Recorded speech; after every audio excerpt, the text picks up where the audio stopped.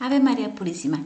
Bueno, los festejos en México fueron así. El señor Gregorio Aguilar, él tenía un cargo en la arquidiócesis, pero él vivía cerca de la Basílica de Guadalupe y ahí también tenía un cargo importante. Entonces, para comenzar su culto, la Santa Sede dio permiso.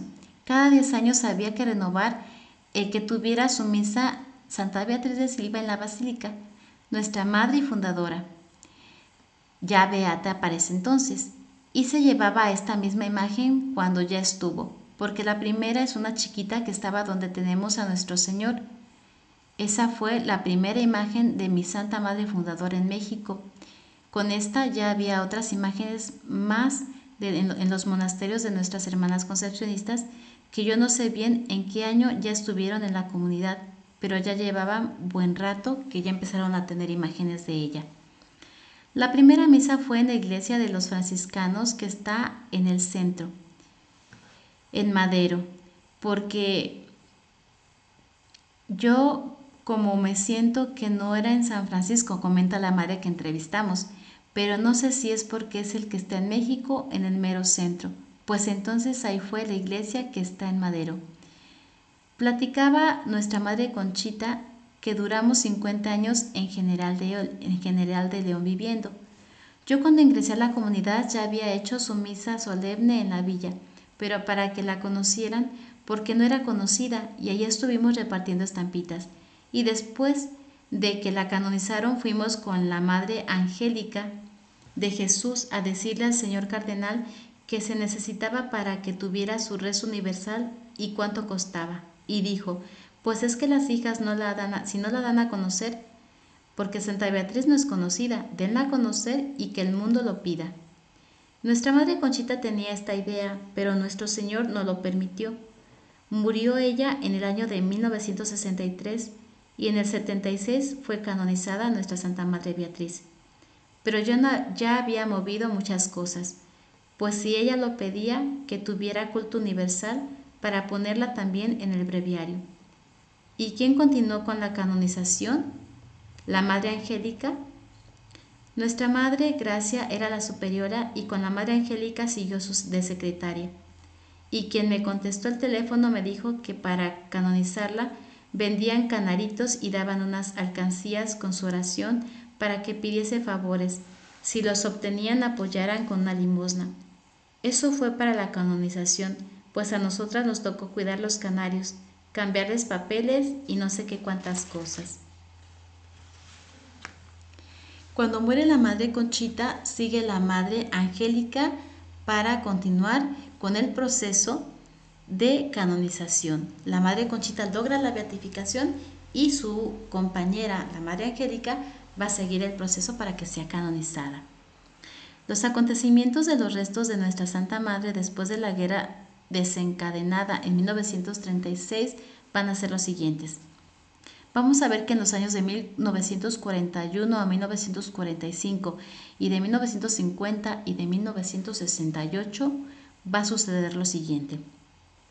En julio de 1936, la guerra cívico-religiosa que dividió a España en dos bandos, el que defendían los derechos de la Iglesia y los bienes espirituales y temporales de la sociedad y del marzo comunista, la ciudad de Toledo, menos el Alcázar, que resistió imperterritorio 2 meses de asedio hasta ser liberado por las tropas que defendían su ideal, quedó bajo el mando de marzo comunista.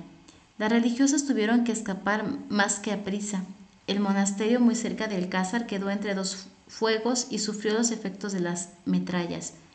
Las religiosas, ante los malos presagios que se adivinaban, tuvieron la precaución de llevar a un lugar seguro el venerable cráneo de su casquete, de nuestra Santa Madre Beatriz. No pudieron hacer lo mismo con el resto del sepulcro, y ellas se refugiaron donde mejor pudieron. En los primeros días del asedio murieron 2 monjas. Liberada la ciudad de Toledo del dominio marxo-comunista, se reunieron las religiosas que estaban más cerca. Su primera ciudad a su cuidado, al volver al convento, fue el inspeccionar el sepulcro de la Santa Madre. Su corazón quedó despavorido y sus ojos arrasados con lágrimas al ver aquella frenética profanación. El mausoleo de alabastro estaba hecho añicos y la caja de las reliquias desarrajadas y vacía. Recorrieron la iglesia y por doquiera la señal de la besanía impía, imágenes destrozadas, paneles de retablos artísticos hundidos en aculatazos, en fin, un cuadro desolador. Llegaron a la capilla de los francos y en ella una pila de huesos sacados de la sepultura. Mirando con curiosidad, se dieron cuenta que había unos cuantos que sobresalían por su color rosado y por su óptima conservación. Como obedeciendo a un impulso irresistible, los recogieron reverentemente y creyendo que eran de su Santa Madre, los llevaron a depositar al convento de Jesús María, de dominicas, que no había sufrido deterioro en los días de la guerra, y distinto del de la Madre de Dios, del cual en varias ocasiones se había hablado. A Jesús María llevaron también el venerable cráneo. El monasterio concepcionista con la iglesia había sufrido las destelladas de la metralla, de cañones y de bombas en el asedio de Alcázar. Reunidas las sobrevivientes, eran 8, y debidamente aconsejadas, determinaron pedir ayuda a algún convento de la orden. De hecho, la encontraron en el convento de Olmedo, Valladolid, entonces de la diócesis de Ávila, fundación de la madre Eufrasia de Meneses, una de las compañeras, discípulas y sobrina de nuestra Santa Madre Fundadora. Previos los trámites y permisos necesarios del señor administrador apostólico de Toledo, don Gregorio Mondrego, por muerte del cardenal arzobispo don Isidro Goma, y del señor obispo de Ávila, don Tomás Moro, salían de Olmedo para Toledo el 6 de diciembre de 1491, 3 religiosas. A los 2 años vino otra. Al frente de la comunidad de Toledo estaba la madre Isabel de Santa Ana, y en el grupo la madre Pilar González, la que durante el asedio fue herida con bala de fusil, de la cual se restableció. Unidas unas con otras en fraternal abrazos, se dispusieron a trabajar lo posible por levantar el convento. Vinieron las de Olmedo con el nombramiento de abadesa la madre Teresa de Jesús García y de vicaria la madre Angelina Villa Gómez. Las dificultades que sobrevinieron en la posguerra no eran montes sino montañas. Oí referir en el año de 1950 que ante el cúmulo de problemas para la supervivencia habían tratado de vender parte del convento ruinoso para poder hacer frente a las necesidades más perentorias. Pero se vio una vez más la mano de la divina providencia sobre la obra mariana inmaculista de Santa Beatriz de Silva. Con el refuerzo de personal llegando, se recobró el ánimo y se llegó a conseguir, tras muchas visitas a ministerios de Madrid, que la finca urbana de la Casa Madre quedará intacta para la comunidad. Costó años y años, pero iglesia y convento fueron restaurados. Fue valiosísima la aportación de la entidad creada por el gobierno. Regiones devastadas, su nombre indica su finalidad. Por otro lado, influyeron vocaciones suficientes en estos años para revitalizar la comunidad. En 1958, cuando volvieron las religiosas de Olmedo a su convento, había 25 profesas. De la historia del sepulcro queda dicho que después de la profanación del sepulcro fueron llevadas las sagradas reliquias al convento de Jesús María de Dominicas en Toledo. Por defunción del cardenal arzobispo don Isidro Gómez, procedió a autenticar los sagrados restos el 7 de abril de 1941. Estuvieron presentes don José Morera Sabater, canónigo y vicario general, y don Eusebio Ortega Ayuso, secretario particular del señor obispo. El acto tuvo lugar en el convento de Jesús María. A su tiempo fue lacrada la caja de las reliquias expuestas a culto.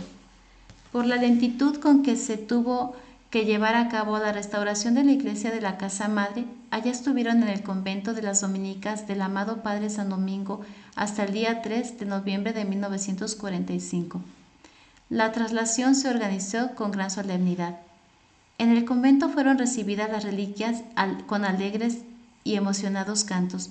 Don Bernardo Alonso, canónigo visitador de religiosas de la diócesis, colocó las sagradas reliquias sobre una credencia en el presbiterio.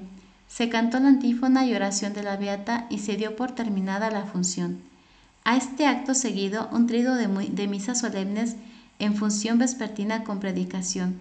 El primer día celebró de pontifical el señor arzobispo cardenal Blay y Daniel, el segundo el señor visitador de religiosas canónigo don Bernardo Alonso y el tercero el delegado general de los franciscanos en España, fray Agustín Zuluaga. Se clausuró el triduo con la función vespertina presidida por el señor cardenal arzobispo Pla y a Daniel.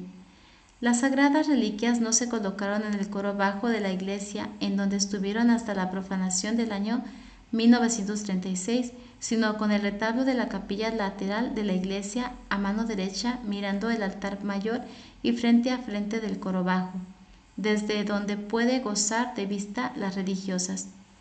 Para la traslación de las reliquias a la capilla se señaló el mes de octubre de 1968 en los días 6 al 9 por este orden.